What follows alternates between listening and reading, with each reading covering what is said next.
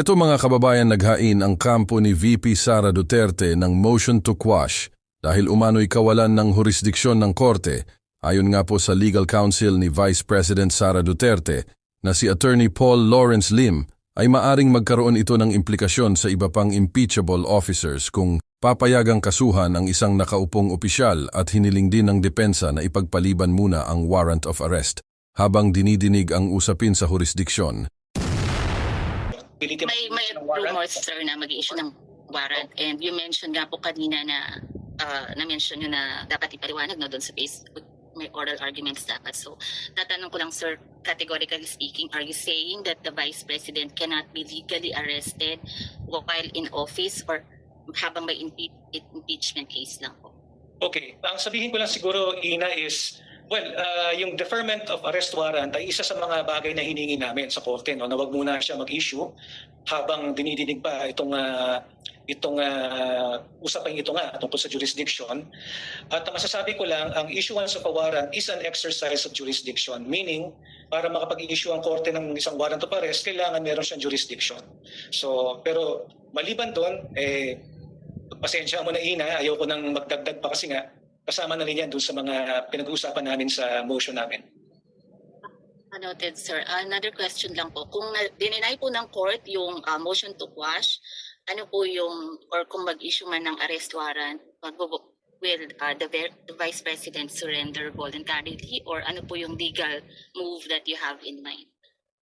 Okay. Wala pa naman kaming final na decision, Ina, tungkol sa gagawing actual na action sa mga available remedies namin, kasi marami namang remedyo na available. Tama ka na pwede mag-surrender, tama ka na maaaring questionin yung order.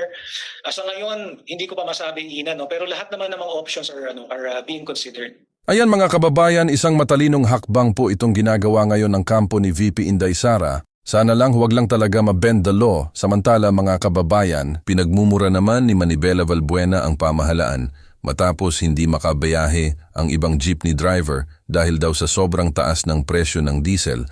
Ayon kay Manibela, sobra daw ang pagkonsinte sa mga kurap at magnanakaw, kaya ultimo pang bili ng reserbang gulong, walang pambili ang mga driver at napunta lang umano ang kanilang kinikita sa mataas na presyo ng diesel.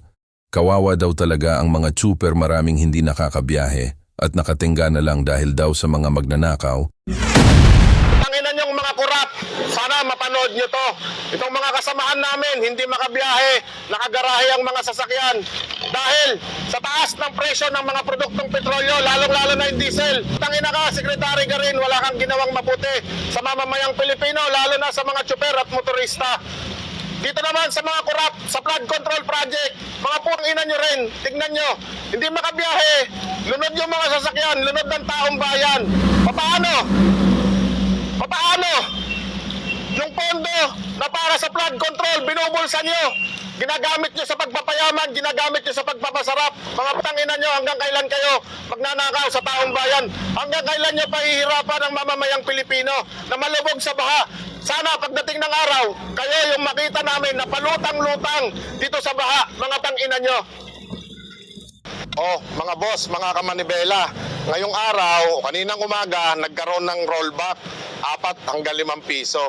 Pero kung titignan natin sa average trading sa world market nung nakaraang linggo kung saan binabase ang pag-rollback at ang oil price hike, doon sa average na trading nung nakaraang linggo ay umabot ito sa $77.52.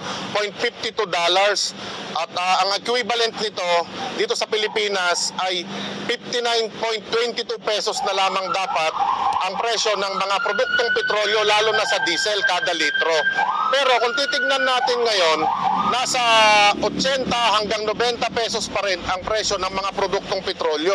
Yung 5 pesos, sabihin na natin 5 pesos na rollback, dapat po mahigit 20 pesos ang rollback niyan kung ang pagbabatayan ay ang average market nung nakaraang linggo, average trading. Kapag magro-rollback, katiting, ang dami nilang dahilan. Pero kapag ka oil price hike, napakalaki ng sirit nito. Ang pinagbabasihan nila yung average ng trading ng mga nakaraang linggo. Pero hindi nila sinusunod. Talagang tinitignan natin dito na talagang pinapaikot lang tayo, niloloko lang tayo nitong mga gahaman na oil company nito. Ina nyo, hanggang ngayon pahirap kayo sa taong bayan, lalo na sa mga ordinaryong Pilipino, na isang kahit di santo ka na hindi makapasok lalo ngayon. Panahon ng bagyo, may habagat, panahon ng krisis. Itong Department of Energy, wala tayong maasahan. Itong putang walang kwentang Sharon Garin na to. Kung hindi, kinakampihan na lang yata itong mga oil companies. Kaya kahit kayo mga kamanggagawa, magmatsyag tayo kasi kung wala kayong masasakyan, di rin ho kayo makakapasok sa trabaho.